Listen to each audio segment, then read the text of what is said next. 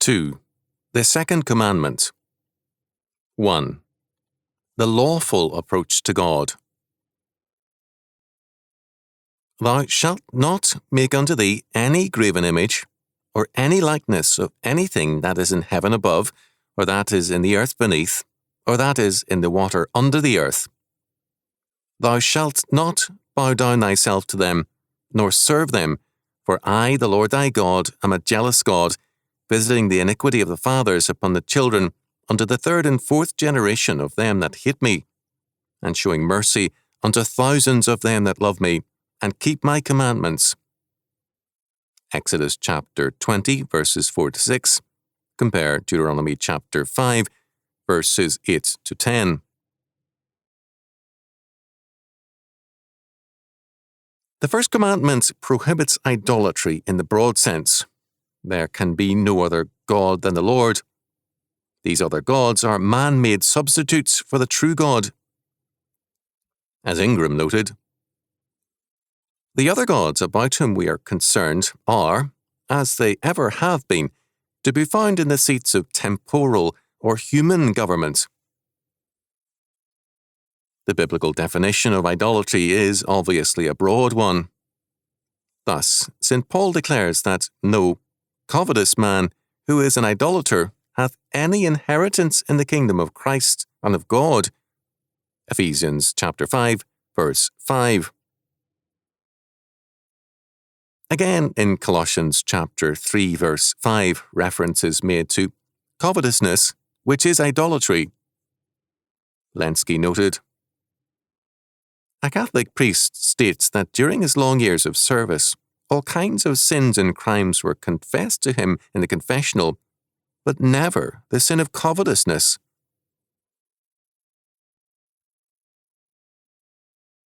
Thus, in analysing the second commandment, we must say first that the literal use of idols and images in worship is strictly forbidden.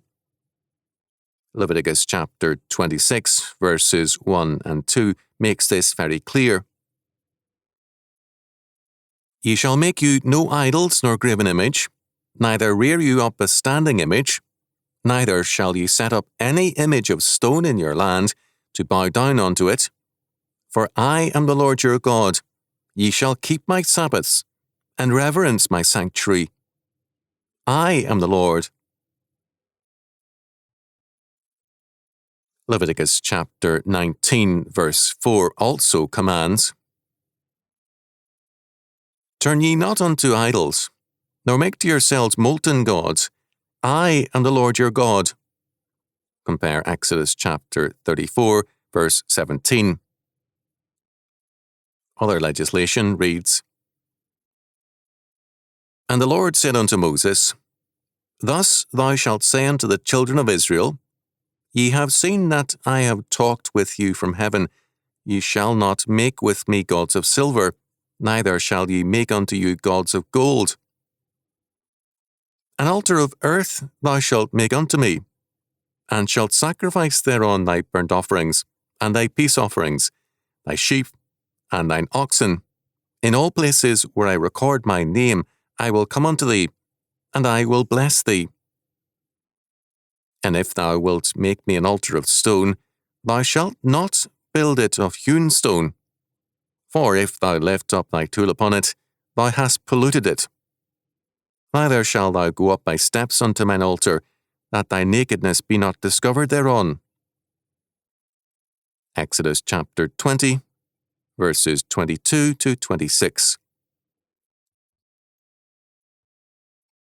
Take ye therefore good heed unto yourselves, for ye saw no manner of form on the day that the Lord spake unto you in Horeb out of the midst of the fire, lest ye deal corruptly, and make you a graven image, even the form of any figure, the likeness of male or female, the likeness of any beast that is on the earth, the likeness of any winged fowl that flieth in the heaven, the likeness of anything that creepeth on the ground, the likeness of any fish that is in the water under the earth, unless thou lift up thine eyes unto heaven, and when thou seest the sun and the moon and the stars, even all the host of heaven, thou be drawn away and worship them, and serve them, which the Lord thy God hath allotted unto all the peoples under the whole heaven.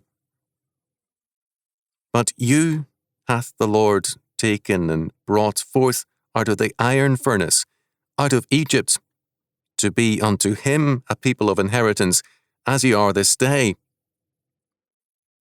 Now the Lord was angered with me for your sakes, and swore that I should not go over the Jordan, and that I should not go in unto that good land which the Lord thy God giveth thee for an inheritance, but I must die in this land. I must not go over the Jordan, but ye are to go over and possess that good land. Take heed unto yourselves, lest ye forget the covenant of the Lord your God, which he made with you, and make you a graven image, even a likeness of anything which the Lord thy God hath forbidden thee. For the Lord thy God is a devouring fire, a jealous God. Deuteronomy chapter 4, verses 15 to 24, MTV. Take heed to yourselves, that your heart be not deceived, and ye turn aside, and serve other gods, and worship them. And then the Lord's wrath be kindled against you, and he shut up the heaven, and there be no rain, and that the land yield not her fruit, unless ye perish quickly from off the good land which the Lord giveth you. Deuteronomy chapter 11, verses 16 and 17. Cursed be the man that maketh any graven or molten image, an abomination unto the Lord, the work of the hands of the craftsman, and putteth it in a secret place. And all the people shall answer and say, Amen. Deuteronomy chapter 27, verse 15. This law does not forbid engraving, picturing, or artwork in general. The priest's garment, for example, pictured pomegranates. Exodus chapter 28, verses 33 and 34, chapter 39, verse 24. The mercy seat had at either end 2 cherubim of gold. Exodus chapter 25, verses 18 to 22, chapter 37, verse 7.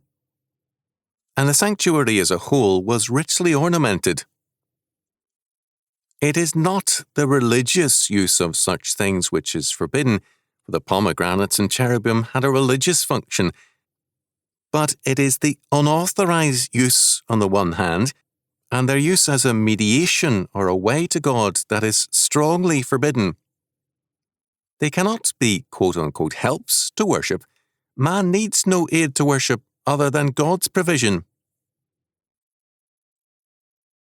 Thus, idolatry is generally banned by the first commandment, whereas the second law word prohibits it more specifically with reference to worship. Man can only approach God on God's terms. There can be no mediation between God and man except that which is ordered by God. The rationale of idolatry is quite logical. As one writer has pointed out with reference to Hindu idols, the purpose of the idols is to convey abstract concepts to the simple mind.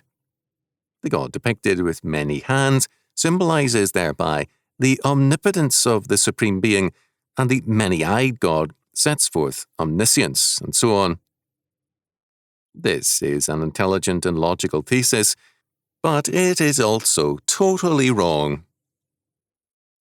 It is forbidden by God and therefore dishonors him, and thus receives no blessing. It has also been productive of social decadence and personal depravity. Wherever man begins by establishing his own approach to God, he ends up by establishing his own will, his own lusts, and finally himself as God.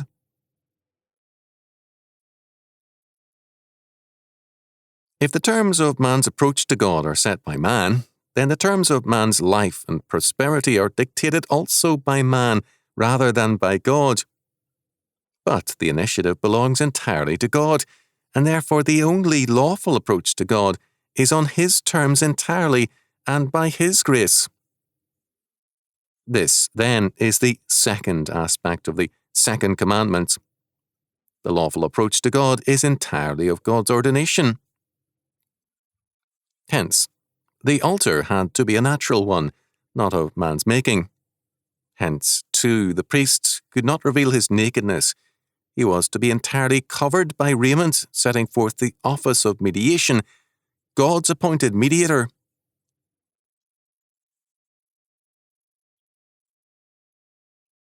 Since the order of worship set forth the mediatorial work of Christ, the God-appointed approach to God, there could be no departure from that order without apostasy. A third aspect of this law word is this. Even as a very literal idolatry is forbidden, so a very literal blessing and cursing are attached to the law.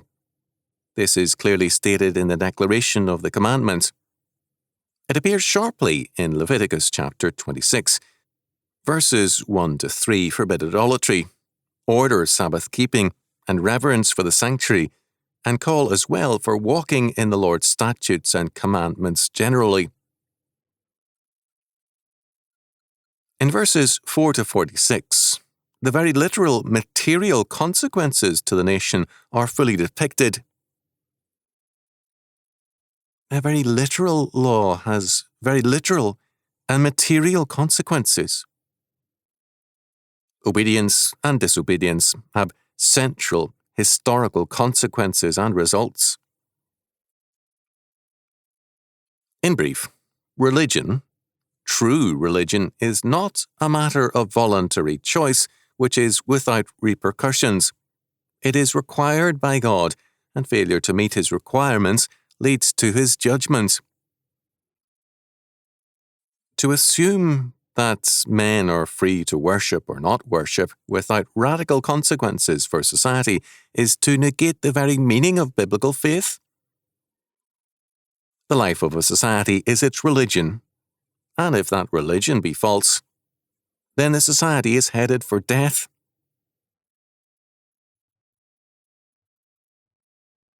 Remarkable and signal material blessings are promised for obedience, but "And if ye will not be reformed by me by these things, but will walk contrary unto me, then will I also walk contrary unto you, and will punish you 7 times for your sins." Leviticus chapter 26, verses 23 and 24.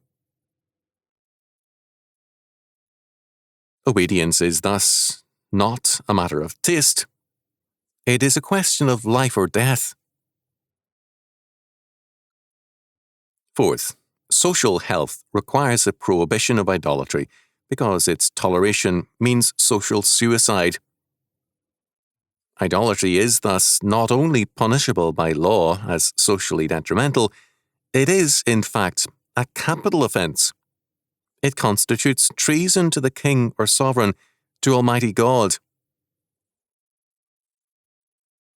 If there be found among you, within any of thy gates which the Lord thy God giveth thee, man or woman, that hath wrought wickedness in the sight of the Lord thy God, in transgressing his covenant, and hath gone and served other gods, and worshipped them, either the sun, or moon, or any of the host of heaven, which I have not commanded, and it be told thee, and thou hast heard of it, and inquired diligently, and behold, it be true, and the thing certain, that such abomination is wrought in Israel, then shalt thou bring forth that man or that woman which have committed that wicked thing unto thy gates, even that man or that woman, and shalt stone them with stones till they die. At the mouth of 2 witnesses or 3 witnesses shall he that is worthy of death be put to death, but at the mouth of 1 witness he shall not be put to death. The hands of the witnesses shall be first upon him to put him to death, and afterwards the hands of all the people. So thou shalt put the evil away from among you. Deuteronomy chapter 17, verses 2 to 7.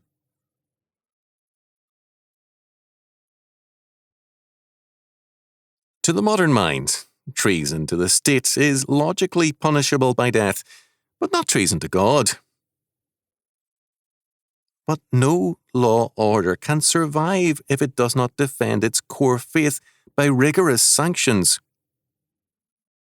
The law order of humanism leads only to anarchy. Lacking absolutes, a humanistic law order tolerates everything which denies absolutes while warring against biblical faith. The only law of humanism is ultimately this, that there is no law except self-assertion. It is, do what thou wilt. The result is the arrogant contempt for law manifested in a 1968 broadside issued by the Riverside County, California, Cleaver for President Committee, promoting the candidacy of Eldridge Cleaver, Black Panther, quote, Minister of Information, end quote, and Peace and Freedom Party candidate for US President. The statement describes Cleaver in part thus. Now consider Eldridge Cleaver. His American history can be told quickly. First, he was invisible and irrelevant. A slum kid in Little Rock. A ghetto expendable in Watts. Then he was a local nuisance. In 1954, when he was busted for the first time, aged 18 for smoking pot. Then he became a savage menace. That was when he was jailed for the second time, in 1958, for disturbing the beauty sleep of some of suburban Los Angeles' white goddesses. Later, when, in his own beautiful way, and against incredible odds, he achieved his own distinctive manhood, what was he then? A political prisoner in a nation that pretends not even to know the meaning of these words.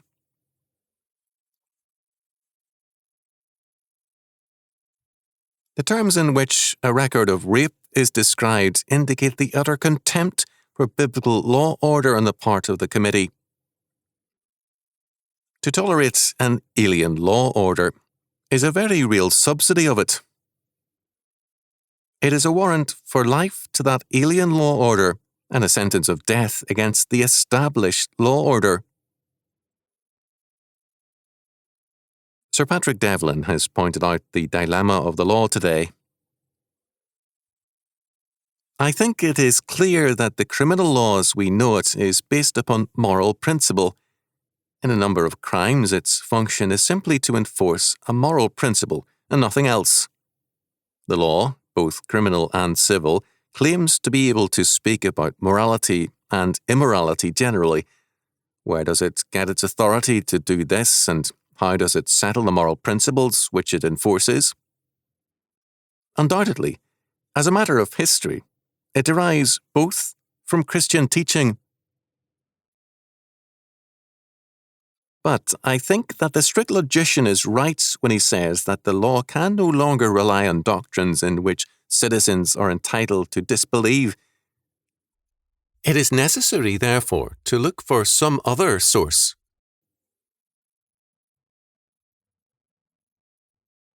The legal crisis is due to the fact that the law of Western civilization has been Christian law, but its faith is increasingly humanism. The old law is therefore neither understood, nor obeyed, nor enforced. But the new quote-unquote law simply makes every man his own law and increasingly leads to anarchy and totalitarianism. The law, says Devlin, cannot function in matters of morality about which the community as a whole is not deeply imbued with a sense of sin. The law sags under a weight which it is not constructed to bear, and may become permanently warped. Moreover, a man who concedes that morality is necessary to society must support the use of those instruments without which morality cannot be maintained. The two instruments are those of teaching, which is doctrine, and of enforcement, which is the law. If morals could be taught simply on the basis that they are necessary to society, there would be no social need for religion, It could be left as a purely personal affair. But morality cannot be taught in that way. Loyalty is not taught in that way either. No society has yet solved the problem of how to teach morality without religion. So, the law must base itself on Christian morals, and to the limit of its ability enforce them, not simply because they are the morals of most of us, nor simply because they are the morals which are taught by the established church. On these points, the law recognizes the right to dissent, but for the compelling reason that without the help of Christian teaching, the law will fail. In short, the laws of a society cannot raise a people above the level of the faith and morality of the people and of the society. A people cannot legislate itself above its level. If it holds to Christian faith in truth and in deed, it can establish and maintain godly law and order. If its faith be humanistic, the people will be traitors to any law order which does not condone their self-assertion and their irresponsibility. The question thus is a basic one. What constitutes treason in a culture?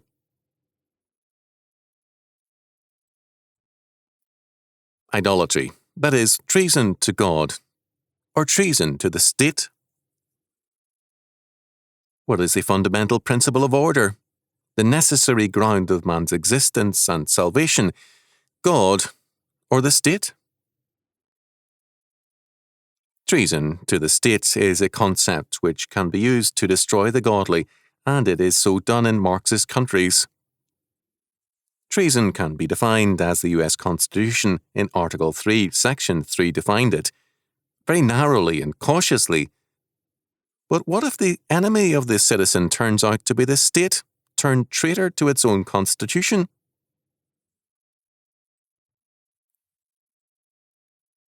For the Christian, it is idolatry which, above all else, constitutes treason to the social order. Fifth, we have seen that, while idolatry is narrowly defined, it is also broadly defined, that is, as covetousness. But idolatry involves any and every attempt by man to be guided by his own word rather than God's law word. This is often devoutly and piously done. Many parents are sinfully patient or indulgent with their lawless children, or husbands with wives, and wives with husbands, in the fond hope that God will miraculously change the wayward one. "I am in continual prayer," they will assert, adding that all things are possible with God. But this is a fearful arrogance and sin. Indeed, all things are possible with God, but we cannot live in terms of what God might do, but only in terms of what His law word requires. To wait on conversion, or move in hope, is a sinful substitute, however much piously disguised, for obedience to God and the acceptance of reality under God. Such a course is to make our hope the law word, and God's law word of none effect. Samuel made this clear to Saul, declaring, "For rebellion is as the sin of witchcraft, and stubbornness is as iniquity and idolatry." 1 Samuel chapter 15, verse 23. We are not permitted to call our stubbornness and rebellion anything other than sin. The only lawful approach to God is thus the way He provides, and that way is summed up in the person of Jesus Christ. Any other way is idolatry, even when presented in the name of the Lord.